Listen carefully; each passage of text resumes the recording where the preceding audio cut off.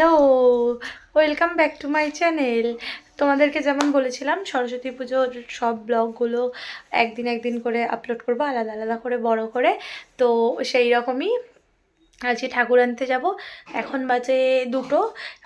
Ready হয়ে নিয়েছি, এবার খাবো, খেয়ে তারপর ঠাকুর আনতে বেরাবো। তো ঠাকুরটা আগের দিন ছেলেরা গিয়ে সবাই অর্ডার দিয়ে এসেছিলো কুমোরটুলি থেকে। আজকে আমরা ঠাকুরটা আনতে যাব। আর তারপর চলো যেতে যেতে হবে কথা। আর এই দেখো কালকের মেহেন্দিটা, রঙটা দেখো, রূপ অনেক ভালোবাসে ওই জন্য লাল লাল হয়েছে এত। যাই হোক, এই যে ও যাবে, ও রেডি হয়ে নিয়েছে, নইলে একা একা ঘরে বসে কাঁদবে, ওই জন্য ওকে নিয়ে যাবো, ছোটো মানুষ।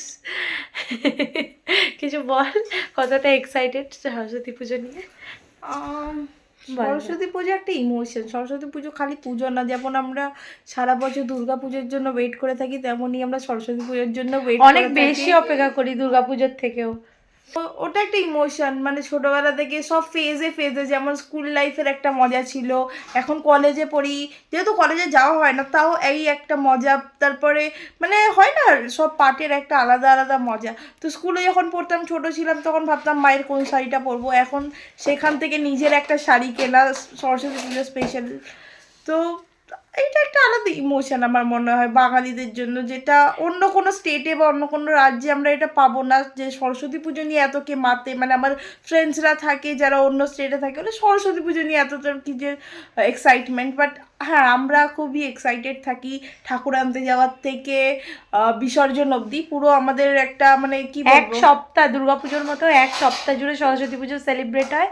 আর আগের দিন যেমন ব্লগে বলছিলাম যে এটা কোনো ক্লাবের পুজো না, আমাদের ওই কয়েকটা বাড়ি মিলিতভাবে পুজোটা হয়।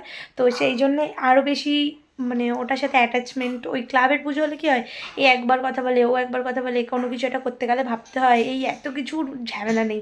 ওখানে সবাই সবার মতো মজা করে, সবাই সবার মতোভাবে সেলিব্রেট করে। আর এটার থেকেও একটা বড় ব্যাপার হচ্ছে আজকে ঠাকুর আনতে গিয়ে ঘরের ঠাকুরটাও সাথে নিয়ে আসবো, এটাও একটা ব্যাপার। আমরা আর জানি তাহলে 2টো ঠাকুর একসাথে আনতে যাচ্ছি। তো এই তোকে আর দেবে না কিন্তু। ও ও গাজরের হালুয়াটা বানিয়েছে আজকে, খুব সুন্দর হয়েছে। আর এসে যে খাবে সেই অবধি লোভ সামলাতে পারলো না, তার আগেই খেতে শুরু করে দিল। আমি একটু খাচ্ছিলাম, তো খুব ভালো বানিয়েছে। ওর রান্নার হাতটা খুব ভালো, আমার মায়েরও রান্নার হাতটা খুব ভালো, আর ওরও আমার মায়ের বেশিরভাগ গুণগুলোই পেয়েছে, তাই ওর রান্নার হাতটা খুব ভালো। আমার রান্নার হাত খুব একটা ভালো না, ওর রান্নার হাত খুব ভালো। আমার মধ্যে এই গুণটা নেই, যার মধ্যে সেটা নেই তো সেটা বলতেই হবে। আমি হয়তো চিকেন বা ওই টাইপের রান্নাগুলো ভালো চাইলেও করতে পারবো, কিন্তু এই মিষ্টি আইটেম আমি চাইলেও ভালো করতে পারবো না। কিন্তু ও দারুণ করেছে গাজরের হালুয়াটা, খাওয়ালে তোমাদেরকে তাহলে বুঝতে পারতে কতটা ভালো হয়েছে। চলো যাই হোক, ঠাকুরটা আনতে বেরাই, ভাত খাবো, খেয়ে ঠাকুরটা আনতে যাবো। আমরা রাস্তায় বেরাই, করছি, ভাত দিয়ে শেষ করবো।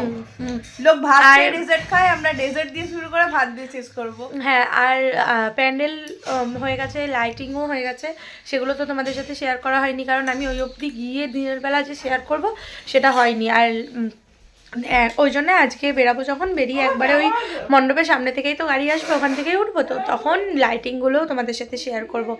আজকে মোটামুটি এখান থেকে ব্লগটা শুরু হলো, দেখতে থাকো, অনেক বড় ব্লগ হবে আর ইন্টারেস্টিং হবে, হই হুল্লোড় মজা ফাটাফাটি। চলো।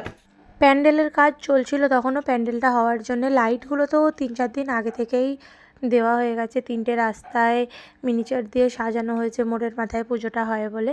যেগুলো হওয়ার জানি না দিনের বেলা বুঝতে পারছো কিনা, মিনিচারগুলো দেওয়া, রাত্রেবেলা খুব সুন্দর লাগবে। আজকে আমি এডিট করছি এই ভিডিওটা কালকে, তো আজকে ভয়েসটা দিচ্ছি। আজকে আমাদের ঠাকুর উদ্বোধন হচ্ছে, আর এই ভিডিওটা কালকে আপলোড হবে, এই ভিডিওটা আজকেই আপলোড হবে। তো এই সবাই মিলে যাচ্ছিলাম, আমাদের মহিলা মহল মূলত ঠাকুর আনতে গেছিলাম, আর সবাই ছিল 2-4 জন, অনেকজন মিলে 2-4 জন সবাই যাওয়া হয়েছিল। এবছর বুকানও গেছিলো, বুকানের আগের বারে ইচ্ছে ছিল, কিন্তু তখন ছোট ছিল বলে নিয়ে যাওয়া হয়নি।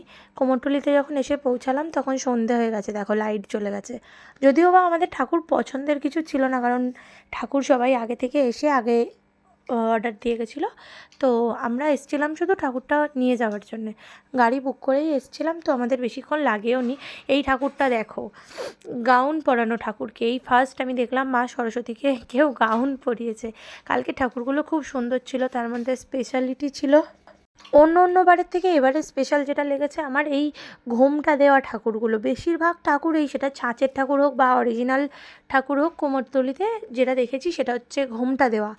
আর আরও যেটা বেশি দেখেছি, আরও একটা পয়েন্ট, সেটা হচ্ছে এই যে সাদা শাড়ি পরানো, সাদা লাল মা সরস্বতীকে পরাবার মানে আলাদা একটা গ্লো দিচ্ছিলো। এই জিনিসটা না ঠিক ফিলিংস দিয়ে বোঝানো যাবে না, ওখানে দাঁড়িয়ে যা ফিলটা হচ্ছিল খুব সুন্দর। আবার ঘোমটা দেওয়া সাদা লাল সাবেকি সাজে মনে হচ্ছিলো সেই অরিজিনালি জমিদার বাড়ির বউরা যেভাবে সাজে না, সেই রকম মা সরস্বতীকে মনে হচ্ছিলো যেন একদম মানে অরিজিনালি একজন মেয়ে। এত সুন্দর লাগছিলো, সে ছোটো হোক সাইজে বা বড় হোক, যেরকমই ঠাকুর হোক। কিন্তু সেই বেশিরভাগ কালকে যে ঠাকুরগুলো দেখেছি সেগুলো হচ্ছে সাদা লাল। আমার তো খুব পছন্দ হয়েছিল, তো ভেবেছিলাম বাড়ির ঠাকুরটাও ওখান থেকে নিয়ে আসবো, কিন্তু কালকে দামটা প্রচুর বলছিল। সত্যি কথা বলতে ওই মানে ছোটো ছোটো ঠাকুর অত দাম দিয়ে নেওয়াটা ভালো লাগেনি, তাই ক্লাবের ঠাকুরটা তো পছন্দই ছিল, ওটা নিলাম। নেওয়ার পরে এই ঠাকুরটাও খুব সুন্দর ছিল, এই গোল্ডেন কাজ পরা এই ঠাকুরটাও খুব সুন্দর ছিল। কালকে ভেবেছিলাম এসেই ভিডিওটা এডিট করবো, তোমাদেরকেও দিনের দিনই পোস্ট করে দেখাবো, কিন্তু কালকে আসার পর আমার জার্নিটা সহ্য হয় না, তো খুব শরীর খারাপ লাগছিলো। যতই গাড়ি করে যাই আমার এই বাইক ছাড়া কোনো জার্নিই সুইটেবল লাগে না, 4 চাকা হোক আর যাই হোক আমার ভাল লাগে না। এটা পরদিন সকালে আমরা যখন ঘরের ঠাকুরটা আনতে প্রশস্ত যাচ্ছিলাম, ওখান থেকে নিয়ে আসা হয়নি ঠাকুরটা, তাই সবাই মিলে যাচ্ছিলাম প্রশস্ত। আর এখানকার ঠাকুরগুলোর মধ্যে আমার এই সাদা শাড়ি ঠাকুরটা খুব পছন্দ হয়েছিল বলে নিয়ে এসেছিলাম। যাই হোক, এই ঠাকুর আনতে যাওয়ার ব্লগটা এই অবধিই শেষ। লাইক, কমেন্ট, শেয়ার, সাবস্ক্রাইব করতে ভুলো না। আর নেক্সট যত ব্লগ ঠাকুর উদ্বোধন আর সব কিছু আসছে, তো দেখতে থাকো। Like, comment, share please.